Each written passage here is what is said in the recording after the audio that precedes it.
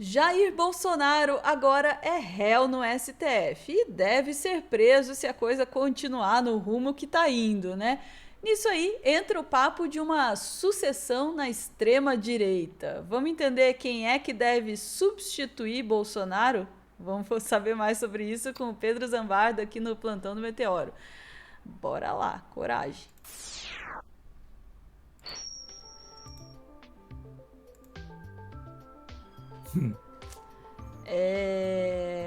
É triste a gente pensar, Pedro, que não acaba, né, no Bolsonaro, mas a gente tem que encarar essa realidade, né? Não acaba e é uma coisa que a gente tem que entender, né, doutora Ana? O que é triste, na verdade, da história não é nem o fato da direita ter candidato, isso é da democracia, do jogo democrático, da discussão de ideias e tá tudo certo. O problema é que o representante não é da direita democrática, é da direita maluca mesmo, né? Então a gente... extrema-direita, né? Da extrema-direita é um cara que tá com uma polícia que tá matando a rodo, que pode botar um secretário de segurança para governador do estado.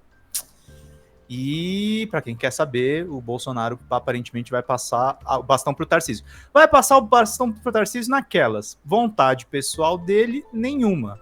Pressão da mídia hegemônica e de todo mundo que quer ver o Lula fora da presidência, total. Então tem todo esse desenrolar. Mas o DCM publicou uma nota aqui baseada no Estadão, que foi o Estadão que trouxe essa notícia primeiro.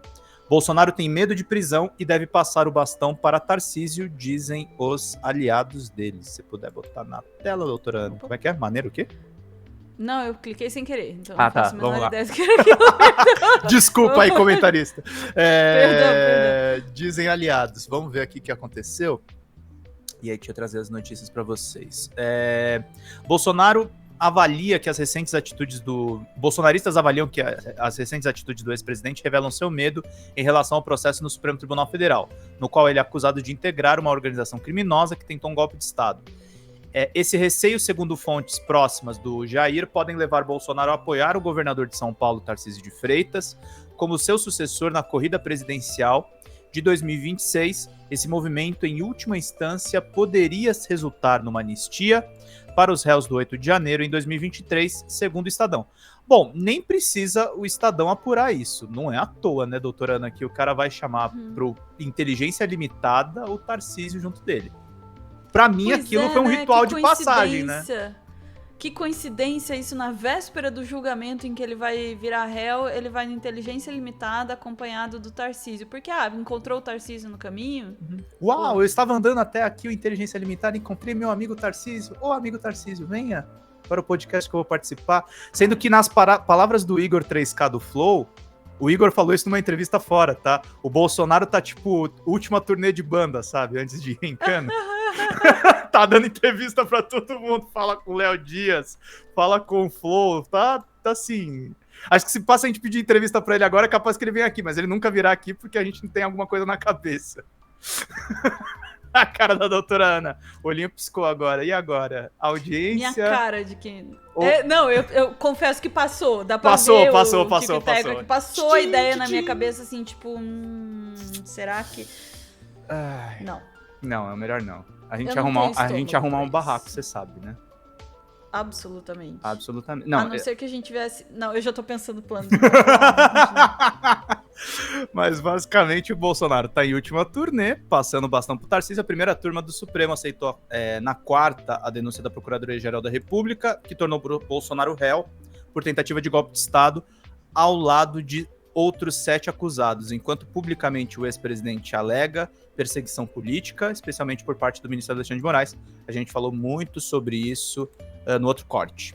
A insistência em manter a sua candidatura em 26, mesmo inelegível por decisão do TSE, é vista como uma postura arriscada. Nos bastidores, os políticos tentam convencer Bolsonaro a anunciar um substituto ainda em 2024, mas ele resiste. Em entrevista ao podcast Inteligência Limitada na última segunda, ao lado de Tarcísio, o ex-presidente foi enfático: eu não vou passar o bastão para ninguém, afirmou, só passo o bastão depois de morto. E aí temos aqui o Bolsonaro jurando que ele é candidato. Vamos lá. A gente tem um tweet hoje do Paulo Figueiredo, olha só, envolvendo o Tarcísio também, ó, de quem será que foi a ideia genial de colocar o Jair Bolsonaro para fazer um podcast com o Tarcísio na véspera do... Não, o legal é que o neto do ditador tá absolutamente sincerão no Twitter, né? Já falou que o Bolsonaro tá tomando decisão merda, tá reclamando tudo. próprio julgamento. Alguém pode ser tão inocente... Eu ia dizer, ele tem o seu próprio grupo ali nas denúncias a serem julgadas pelo STF. Ele tá indiciado junto com todo mundo. Ele tá voando solo, esse cara. Tá tentando sobreviver. Inocente ignorar que isso será maldosamente retratado como uma passagem de bastão, ele realmente não se ajuda. Ô, Tarcísio, eu não vou passar bastão pra ninguém. Passa o bastão ou não passa o bastão? Eu gosto muito do Paulo Figueiredo, pô, eu acho ele um cara fantástico, gosto muito dele, mas deu uma derrapada aí. Dá a entender que eu tô passando bastão pra ele. Uma ideia eu de só que... passo, já falei, só depois de pra morto. quem você passa o bastão? Eu acho que sobre isso, lembra, né? E as pessoas, eu acho que interpretam errado, né? A proximidade, o apoio. A gente vai estar... E o Tarcísio aplicando o Maquiavel na veia, né? Ou Michael Corleone no Poderoso Chefão. Mantenha seus amigos próximos e seus inimigos mais próximos ainda, né? Uhum. Ele ali pertinho do lado pra... E aí ele segue, né? Agora essa coisa de não tá passando bastante, tá assim. Engana, né? Esse aqui é irmão desse aqui, por favor, né? Não enganam ninguém, gente. Junto do presidente Bolsonaro. Tá indo por lá. Oi? Desculpa, eu ia falar, tá indo no podcast com ele, cara. Vocês são os principais players pra anti-Lula. Assim, amigos vocês não são, velho. Agora, pode ser um ritual que, assim, o Bolsonaro vai querer fazer um acordo com ele, claro. Vai querer botar um dos filhos, vai tentar fazer algum tipo de coisa assim. Putz, Ué. Nesse momento, independente de qualquer interesse, né? Eu acho que... Eu perguntei antes aqui pra ele sobre sucessão, ele ficou bravo. Não tem. Tô inelegível por quê? Não é justo tirar o Bolsonaro do jogo, é um candidato super viável, é a maior liderança da direita. Ô, Ana, eu vou contar uma historinha pra vocês minha, tá? Quando o Lula ainda estava solto, mas estava processado pela Lava Jato, eu tive o privilégio de entrevistar o Haddad no Instituto Lula. E nós perguntamos pra ele, forçamos até a barra, você é o candidato? Ele jurava que não, mas no bastidor, cara, tava claro que, assim, ou era ele ou era o Ciro. Não tinha outra coisa a ser dita. Isso é uma coisa que eu me pergunto, assim, porque tem um paralelo na estratégia, assim, né, do Bolsonaro dizer que vai ser candidato até o fim, assim, até a última, e todo mundo negando que não vai ser outro, não vai ser outro. Mas vem cá, essa estratégia não funcionou pro Haddad. Não. Quer dizer, funcionou assim, no sentido de transferir votos mais em cima da hora, até diria pra você que funcionou. Mas não pra ganhar. Mas não pra ganhar. Não ganhou. Então, assim... Você viu pra ir pro segundo turno, o que eu quero dizer, assim. Segundo turno funcionou. funcionou. Que eles estejam mirando nisso, assim. Falando, não, mas não vai dar tempo, segurar. Porque o Moraes vai julgar isso antes. Eles precisam mudar a estratégia, né? Mas eles vão tentar enrolar o máximo, que é pra chegar o máximo possível perto das eleições, entendeu? E mesmo depois de preso, ele vai continuar dizendo que é candidato. Isso eu aposto. Batata. Então é isso, gente. Eles estão, na verdade, no fundo. E eu vinha falando isso antes disso tudo acontecer. Eu falei, gente, eu acho que quando a coisa apertar, o Bolsonaro vai querer ser o Lula da extrema-direita. E, em partes, eu acho que ele ainda vai conseguir alguma coisa em cima disso, mas o duro é que ele é um péssimo ator, né? Ele não consegue convencer ninguém e consegue brigar com todo mundo, né? Essa daqui é a notícia original do Estadão, né? Após se tornar réu, Tarcísio reitera que é candidato à reeleição de São Paulo. Aliás, me surpreende assim o quanto a mídia hegemônica faz campanha como, sei lá, se o governo Lula fosse a pior coisa que aterrissou na Terra. É um governo com problemas? É um governo com problemas, não vou negar não, mas é bizarro, assim, o antipetismo tá nessa. E aí o Tarcísio disse, né, não tem isso, eu sou candidato à reeleição no estado de São Paulo, estou focado no estado e no projeto de São Paulo, afirmou ele. A declaração a jornalistas foi realizada após o evento de inauguração da unidade de Piracicaba, fábrica de embalagens da Klabin na cidade de Piracicaba, no interior de São Paulo. O governador do estado também disse, nesta quinta, ter confiança que o ex-presidente da República vai provar a sua inocência. E aí você vai criando o entorno ali do Bolsonaro, né? Os caras vão militar que o Bolsonaro é um grande injustiçado, mas vão aquecendo seus motores. Lembrando, o Tarcísio não é só o Tarcísio, gente. Por que o Tarcísio é o provável sucessor do Bolsonaro? O Tarcísio é uma máquina de dinheiro público que é do estado de São Paulo, que é o estado mais forte da federação toda. Então, tem um raciocínio também econômico em cima de lançar o Tarcísio candidato. Ele tem mais dinheiro para gastar. A minha questão com isso aconteceu o efeito Alckmin em 2018, né? Que era o candidato com maior verba, tinha tudo para competir com o Lula ou com o Haddad no segundo turno e não cresceu. Não é só dinheiro que define a eleição, né, gente? Se não fosse assim, o Henrique Meirelles seria eleito em primeiro turno. Foi a candidatura mais cara para presidente da República. Então... essa é uma coisa, mas você sabe que a mídia hegemônica vai inteira abraçar o Tarcísio. Aliás, já está abraçando. Já está abraçadinha, fortíssima. E aí uma coisa engraçada, né, doutora Ana? Uma última nota que eu queria trazer para vocês, uma reportagem da Vitória Bechara do UOL. Governadores aliados defendem Bolsonaro, mas evitam críticas a Moraes e o STF. Olha o sangue no mar. Eu tô sabendo que o Ratinho no Paraná já tá aquecendo os veículos aí da Rede Massa para também lançar ele presidente. Só que aí não vai colar, porque ele, ao contrário do Tarcísio, não tem o espaço que o Tarcísio tem na mídia nacional, entendeu? Ninguém sabe nem quem é ele aqui no Paraná, entendeu? Jura? Ele não é popular nem aí?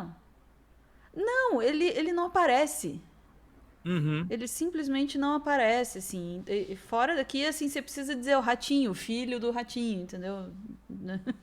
Tem que, explicar, tem que fazer um FAQ, assim, né? Esse aqui é o Ratinho, filho do Rato lá da SBT, e o pessoal não sabe, né? Alguns dos governadores são cotados para disputar o espólio político de Bolsonaro. É o caso do Tarcísio de Freitas, um dos mais próximos do ex-presidente, do Ratinho Júnior do Paraná, do Romeu Zema do Novo. O único a se colocar publicamente como candidato foi Ronaldo Caiado, que já disse que o Bolsonaro é um injustiçado. O Caiado não perde tempo, né? O Caiado tá assim, chefinho, né? Tá. Lamento assim que você está indo preso. Eu honrosamente irei ocupar o seu espaço. Basicamente. Ai, cara, a política é uma coisa maravilhosa, assim. Nada como uma história triste, né, gente? Por exemplo, Jorginho Melo de Santa Catarina foi o mais firme na defesa de Bolsonaro. Acho que é o menos provável de sair candidato a presidente. Ele disse que Bolsonaro merece estar nas urnas em 2026, apesar do ex-presidente estar inelegível por decisão da Justiça Eleitoral. O presidente Bolsonaro respeitou o processo democrático, não há nenhuma ação ou fala comprovando o contrário. Não tenho medo de me posicionar ao lado dele, como sempre fiz. Bolsonaro é o maior líder de oposição no Brasil e merece estar nas urnas em 2026. Deixa o povo decidir. Aliás, eu ia falar uma coisa, só finalizando o comentário sobre o Tarcísio. O Tarcísio fez um movimento perigoso indo lá em Copacabana com o Bolsonaro, com os caras mandando ver no Xandão, né? Foi. Aquilo foi arriscado. Ele deve ter... Ele calculou. Ter ponderado isso muito.